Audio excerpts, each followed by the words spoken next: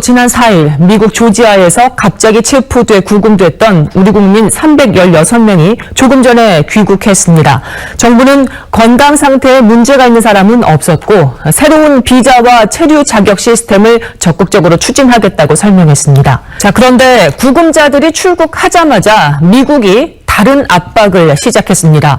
미 상무장관은 한국이 큰 틀에서 합의한 대로 무역협정을 수용하거나 원래대로 관세를 내야 한다고 주장했습니다. 김정관 산업장관은 후속 협상을 위해 다시 미국을 찾았습니다. 민주당이 추진하는 사법개혁 입법에 대해 조희대 대법원장이 공론화를 통한 신중한 논의가 필요하다는 입장을 밝혔습니다. 오후부터는 사법개혁 대응 방안을 논의하는 전국 법원장 회의가 열리는데 내란 특별재판부 설치에 대한 사법부의 공식 의견이 나올지 주목됩니다. 김덕현 기자가 전해드립니다. 정부가 오늘 민생 회복을 위한 2차 소비 쿠폰 지급 계획을 발표했습니다. 오는 22일부터 국민의 90%에게 인당 10만 원씩 지급되는데요. 1차 지급 때와 마찬가지로 각자 원하는 방식으로 결제 수단을 선택할 수 있다고 밝혔습니다. 인스타그램, 틱톡 같은 SNS 라이브 방송을 통해 상품을 산 후 교환이나 환불을 제대로 받지 못하는 피해가 늘고 있습니다.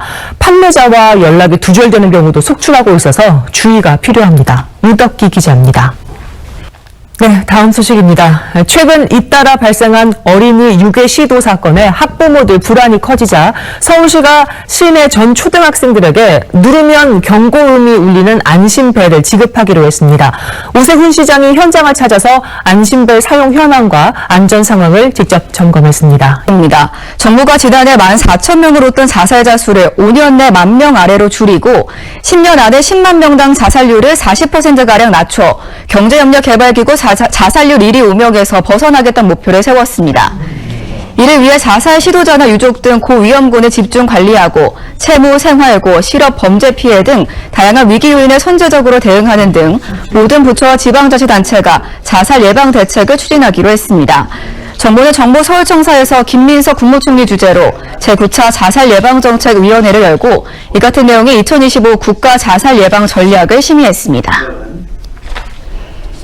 경기 북부경찰청 사이버 수사과는 SNS 대포 계정을 유통해 온라인 사기를 벌인 31살 총책 A씨 등 42명을 검거하고 이 가운데 14명을 구속했다고 밝혔습니다.